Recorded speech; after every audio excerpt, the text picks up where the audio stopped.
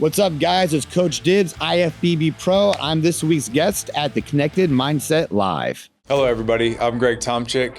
Welcome to the Connected Mindset Podcast, where each week we bring you the stories to better connect with the world around you.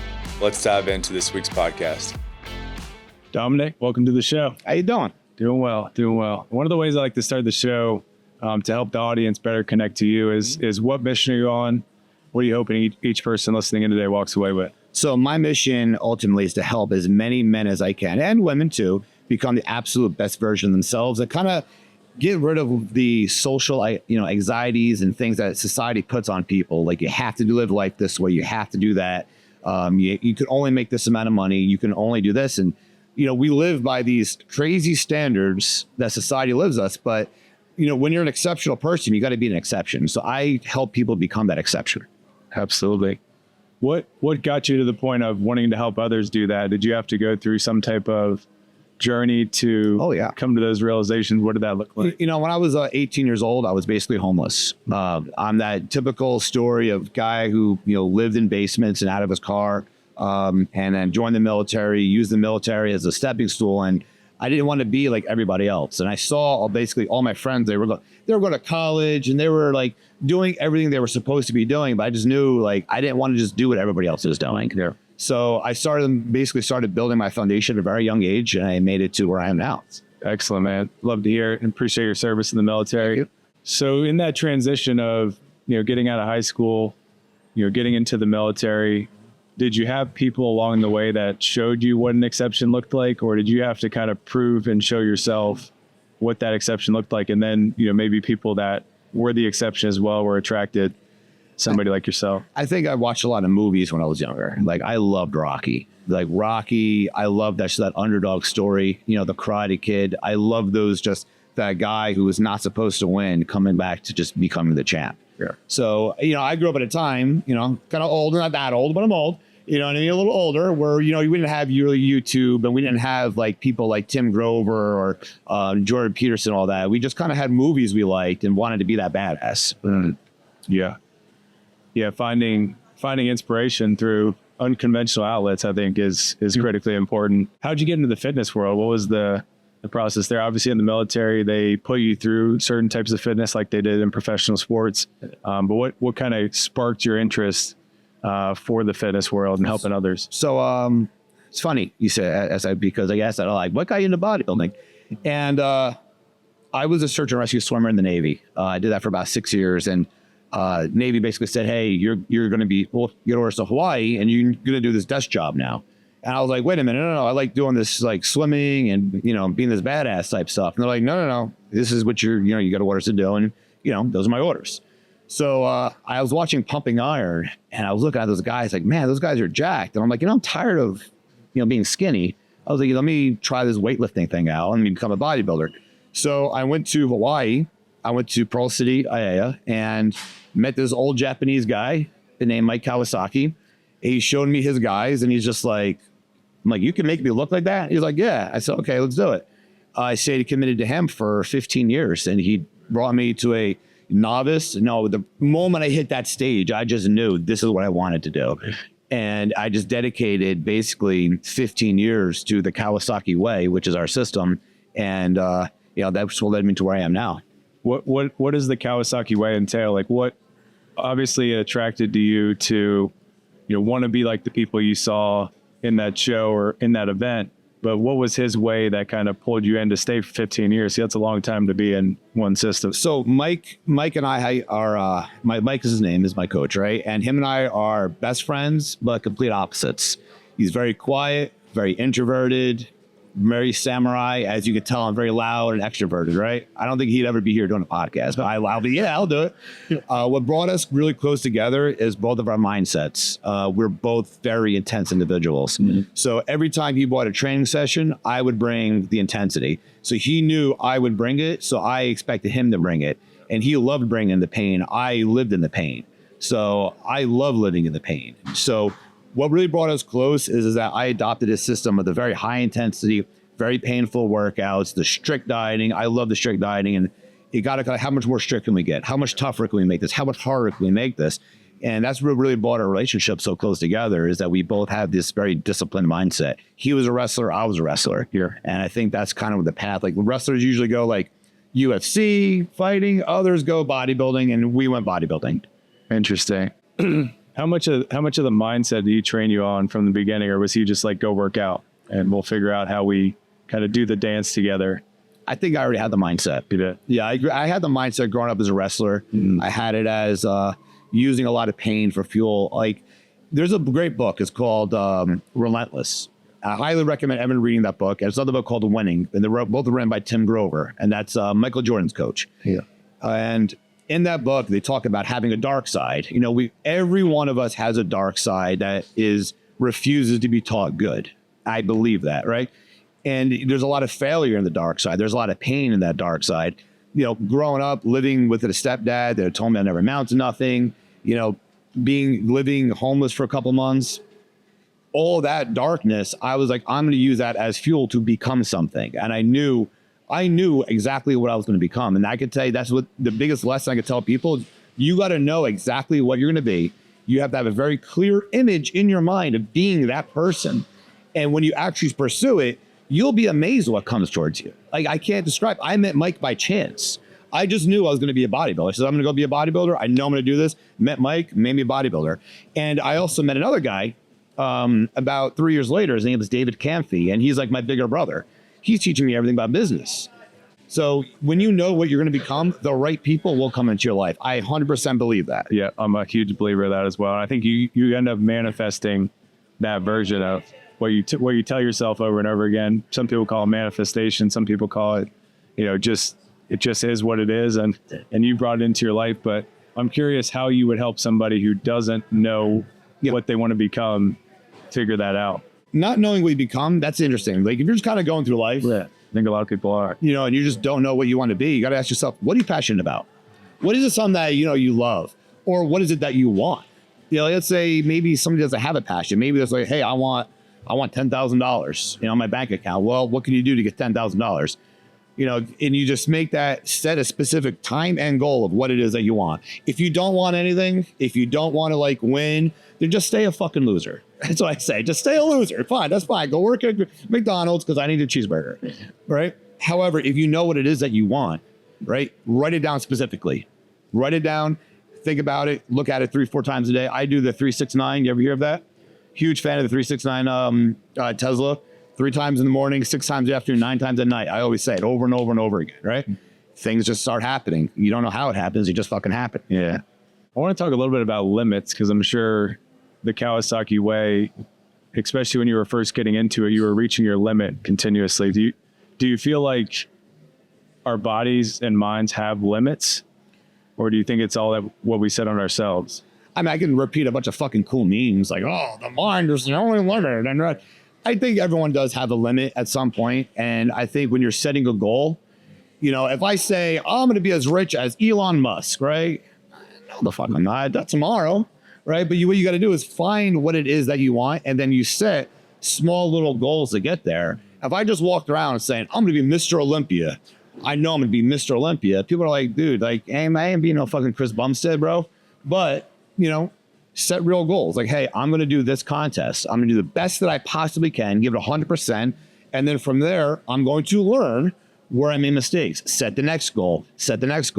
And over time, you're eventually going to reach bigger goals. Will you get to the top? Maybe not.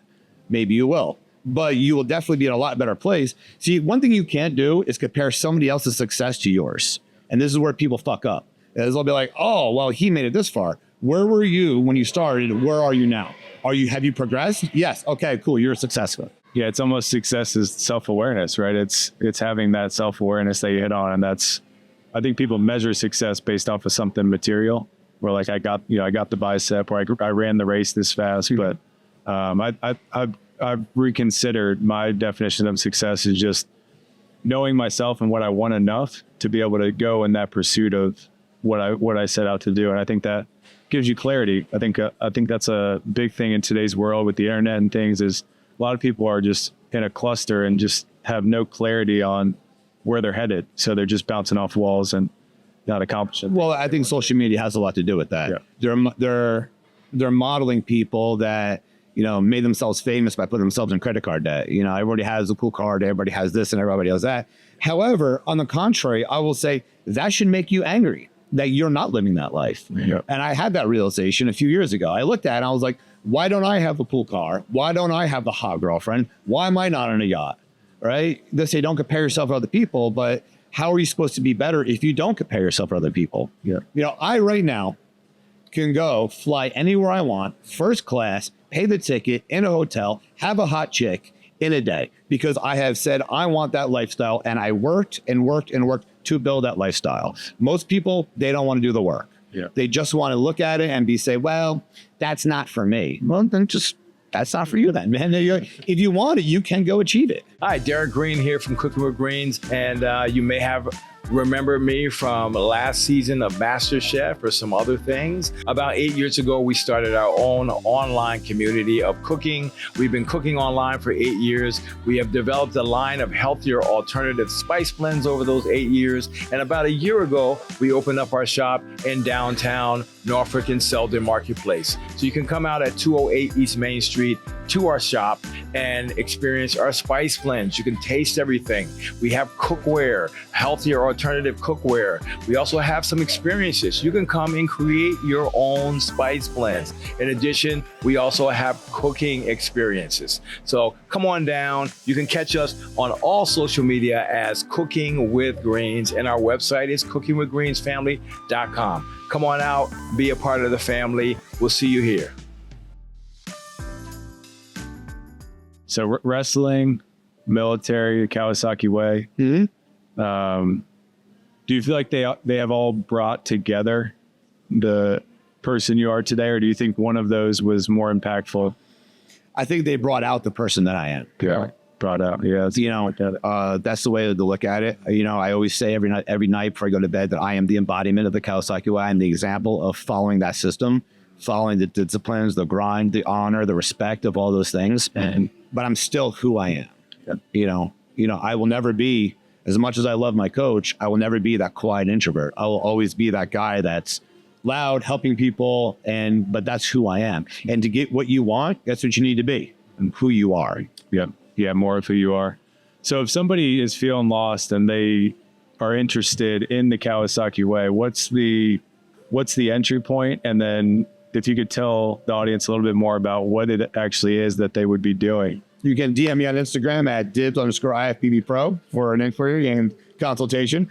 But if you are looking to actually change your life, I do believe that our system does change lives. And the reason I say that is because in order to follow our system, you have to be disciplined. You have to train hard. You need to eat right, and you need a mentor to hold you accountable. And that's kind of what I am. I hold you accountable. I check in on you. I talk to you, and you can also talk to me about these things. Like, I don't know what I'm doing and stuff, right?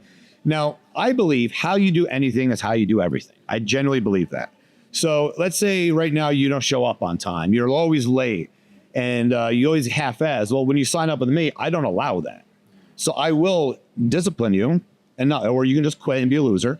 But I will discipline you to where you will show up on time. You will start holding yourself accountable, and then you start seeing the results. Then you learn, wait a minute, hold on. If I eat right, I train hard and dedicate myself, I get results. Well, wait a minute. What if I started investing money? All right. Most of my team right now, I'm making them all read 10 pages a day of a book. I said, how long does it take to read? 13 minutes to read 10 pages of a book. Can you do that? Well, you're a loser. Guess what? I read 100 pages this week. You didn't. I'm smarter than you. Guess what they're all doing now? Reading 10 pages of a book. Yeah. All right. So read a book about money. There's tons of book about money. Now they're like, hey, I got these ideas. Maybe I can start selling this, or yes, cool. So now they discipline themselves in the gym. Now you're going to discipline yourself with some finances as well. And that's kind of what I want people to do, is be all around just dominant. Sounds like you're taking more of a holistic approach versus just come in, work out, tell me some things you're struggling with, and then send them off into the world. It's more holistic and integrated. Our team is like, my coach's wife said it best. We're like a clan. We all hang out together. We're all very close with each other. We talk about ideas. We talk shit with each other. And we have everyone. We have heart doctors. We got tattoo artists. We got engineers. We have such a variety of people. And, brotherhood is so important. I think this is something that society has pulled away men from, is brotherhood. having a strong brotherhood that you know at 2 a.m. you can call somebody up if shit goes down, that is very important. And that's what my team is. It's a brotherhood of anything. Yeah. Where do you guys, I guess, what's the venue that you bring these people together through? Is it a location, a gym? We train at the Honor Asylum in Norfolk. Okay. Yeah, we meet there. We normally train from 4 to 8. You know, I have different groups. So I separate the girls, based on what they want, their goals are. So I can't have somebody that's, their first week with a bodybuilder who's getting ready for a contest. So I gotta separate them, but we all know each other. Yeah. And that's like the importance of our team is knowing where you are, becoming close, getting to know the team, and then eventually reaching those levels. Yeah. Yeah. Common values and then a ladder or a projection to get to another level instead of feeling like you've reached the peak and you can't go any further. I think that's a good thing to have. So one of the things we used to say in baseball is preparation is just as important as the action. Mm-hmm. Do you feel like when somebody's just starting out in a system like the Kawasaki way that it's more about action, less about preparation for that action? Or how do you look at the two and balancing how much people prepare mentally for something that they're going to go into versus just actually going and taking the action? Oh, good question. So there's something remind me of Tim Grover said. Somebody said once that showing up is half the battle. You ever hear that? I fucking hate that.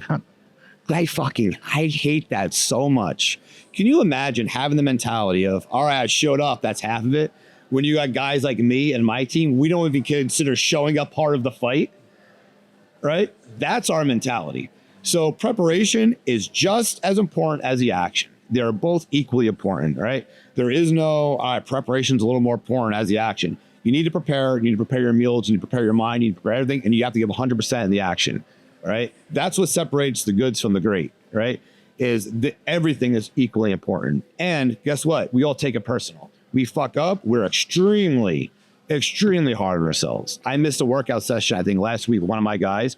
I've never been, this was the first time in 6 months, I was so hard on myself because I fucked up my preparation. And it was the only time I did that. And now I'm like, hey man, I'm sorry. I'm like, it's fine. I'm like, no, I have to get you back. Because winners and true champions, it all matters, all of it. Yes. I love that. Yeah, I like that approach because I think people, they want to be two different people. They want to be who they are in public and who they are behind closed doors. And I think just being more consistent, it's easier to live that way. Yeah. No, I love what you're doing. I don't judge anybody. I always say I don't care what you do. I don't judge anybody as long as you don't hurt women, children, or animals. I don't care what you do. Those are my 3 rules. Don't hurt women, don't hurt children, don't hurt animals. I don't care what you really do, right? I'm not going to have any judgment towards you. I may mess with you. Guys, we rip on each other, but I'll never judge somebody based on that. So a little bit about the military mindset, the athlete's mindset, and then, the samurai, the Kawasaki mindset. Are they all relatively similar, or have you pulled more from one or the other? Because you were an athlete wrestling, and then you joined the military, and then getting into the Kawasaki way. Obviously, it makes you more of who you are. Yeah, brings that out of you. Yes. But would you say the Kawasaki mindset is very similar to the military mindset, or? Yeah, I do believe that. I think that the discipline that you have in the gym, you can apply towards almost anything. You can apply it towards the military. You can apply it towards being an entrepreneur. Because I can say entrepreneurship is probably the most difficult thing I've ever done because you don't know when you're going to get paid. You can be in the military, but you're getting that first and 15 paycheck, right? Yeah. So as bad as things get, at least I'm getting paid the first 15. Right before I came here, I was working on a sale and I knew it was gonna be a little bit late, but I'm like, nope, customer's calling. So you're working 24 hours a day, 7 days a week. And I would say entrepreneurship, if you can discipline yourself to the gym, you can discipline yourself to a diet, those types of disciplines will apply everywhere. Like I said, how you do anything is how you do everything. You show up on time to the gym, give 100%, you eat right. Guess what? When you're in the military, guess what? You're going to show up on time. You're going to do the right things. You're going to hold your integrity. When you entrepreneurship, right? Show up on time, do the right thing, stay on that phone call, make that close, make that sale. Yeah. Yeah. It sounds like consistency and showing up is a big component of that. There was a guy, his name was Dan S. Kennedy. He was a millionaire. He was a millionaire, lost all his money, made millions again. And I read a few of his books, and all of his books, the one line I remember the most is he could tell the difference between a successful person and a non-successful person is if they show up on time. Yeah. Does that, and I can tell you from my athletes, the winners and losers are often the guy that's there 5 minutes early and ready to go. That's the guy that's gonna be the most successful, right? Is that the only key to success? No, right? There's no real stepping stones, but I can identify who's who in the zoo by who shows up. Yeah. Before we get to the last question, where can folks find you, reach out to you, get in contact? You can message me on Instagram, DIBZ_IFBB Pro. Everyone calls me Dibz. That's been my nickname for 15 years. Coach Dibz. Teach posing, you samurai posing, Kawasaki way. You have an app available, and I do in-person training. We still have some spots available in person. I have a whole bunch of availabilities for my online training. So if you do want me as a coach, you like what we've been talking about, I love helping people. And my goal for the next 2.5, 3 years is to help as many people as I can, right? 3 years, I don't know what the world's gonna be like. AI may take over. So if I just disappear randomly and I'm in Colombia on a yacht, hey, y'all got 3 years is my consistency, all right? Yeah. Catch them in 3 years. That's Dibz. So one of the ways we like to close out the show to help people connect to more of who they are, because I feel like in the social media world, we're often disconnected. Mm-hmm. So I'm curious, what does the word connection mean to you? What does the word connection mean to me? I mean, I say that to chicks a lot to hook up with them. I mean, I don't really, hey, honey, there's a connection between us. I don't fucking know. I mean, they know what it means. I don't know. How do you connect to the real world is you have to, and to be more serious, is you got to connect with who you are, right? And I said this before, I'll say it again, and it was one of the greatest lessons I learned. To get what you want, I'll say that again, to get what you want, you need to know who you are, okay? You have to go really deep, and you have to delete the horrible shit from your heart so you can clear your mind, okay? You can't go through life with a cluttered mind. Our minds have so much shit from today's society. They put so much on us that if you want to connect, wait, this is fucked up, right? Delete from here first, clear this, and then you'll see what you connect. Excellent. Appreciate you joining the show. My pleasure, man. Hey, thank you so much for listening. If you're feeling more connected from this episode, please like, subscribe, and share with someone that you care about. And I'll see you on the next episode of the Connected Mindset Podcast.